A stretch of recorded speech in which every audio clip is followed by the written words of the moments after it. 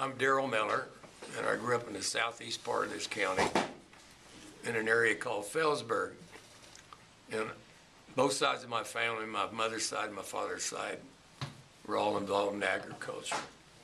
And they were all a bunch of hard-headed Irishmen. And here's what you figure out. They immigrated to the United States sometime in the 1860s and eventually moved out to Ohio or Illinois and then down into Edwards County. So I've got a long line of agriculture people behind me. What we ran into starting about 1954 was it stopped raining on a regular basis. Seemed like when I was a kid we'd have a rain and we'd always get 1-2 inches of rain, but and it started about 54 on it just started shutting down the rain in this part of the country and from here on west. So that meant if we didn't get rain, we were going to not have much of a crop the next year. And the driest year I can ever remember was 1956. And that includes the past few years that we had of drought. In 1956, my dad planted 80 acres of wheat out of all the land that he was farming at that time, which would have been probably 600-700 acres. So that meant he had probably 350 or 400 in production due to the summer fallow practices. Well, we had a pretty good sized herd of production cows, and we had them on pasture. Since it quit raining, the grass just shriveled up and died and turned brown. So that meant we had to sell all of the cattle. At that time, Kinsley had a little sale barn right down here on the railroad track.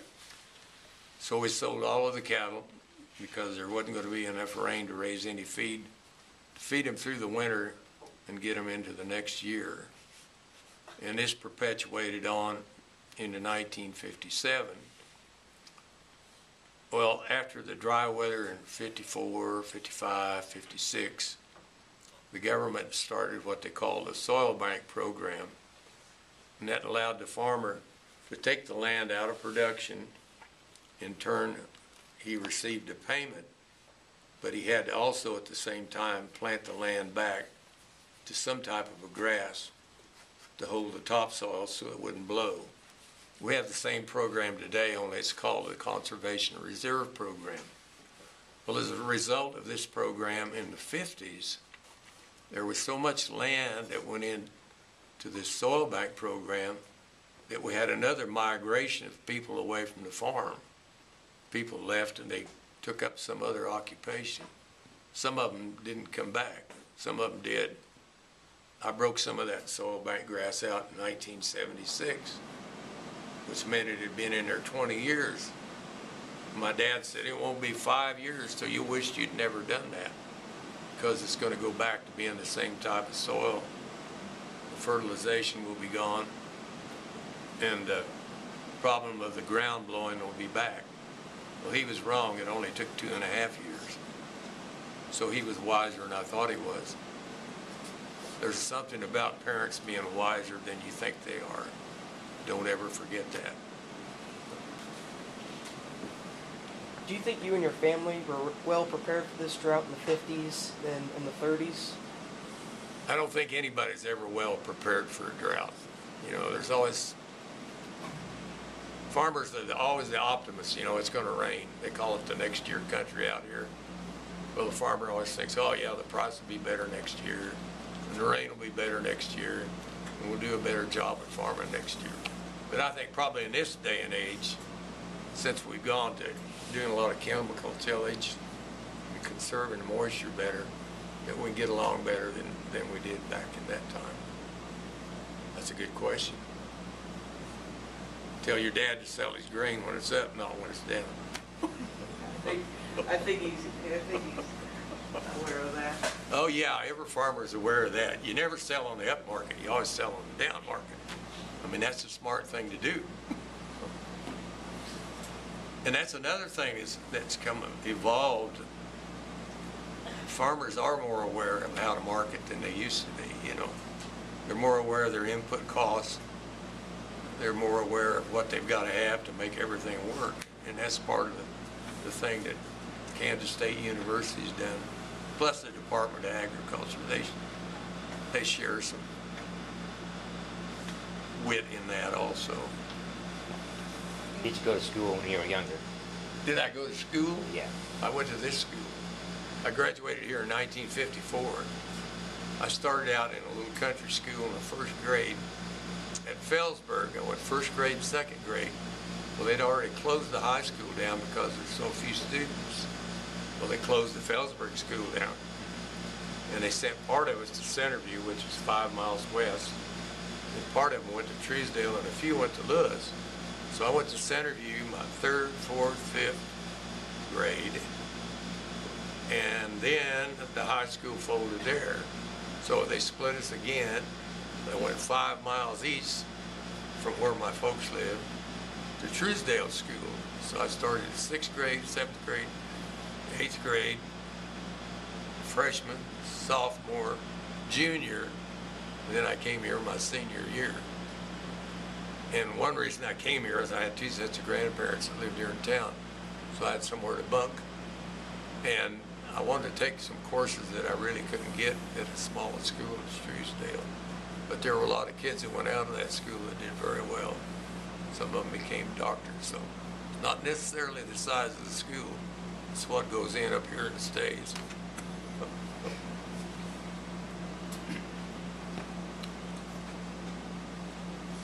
I'll answer your question a little further. In 1956, I decided, since things weren't working too well, maybe that I should go to college and get an education. When I graduated from high school, I really didn't know what I wanted to do. I had a couple of small scholarships, one to Emporia State and one to Hayes, I think it was. One was music, the other was journalism. So this little blonde came to school here in about 1955. She really caught my attention. And anyway, we ended up getting married in 1957 and left here and moved to Phoenix, Arizona, and that's where I went to college. Got a 4-year degree in radio and television broadcasting. And that got me a $1 an hour job when I graduated. And I'd made more than that driving a tractor, so I think maybe I went backwards, I'm not sure. So, how much of the community were farmers? how much of our community? Oh, about 100%. Yeah. At one time, I think there was a farmstead on every quarter section. You know, because as I'd work the land, I'd see broken glass and things in different places.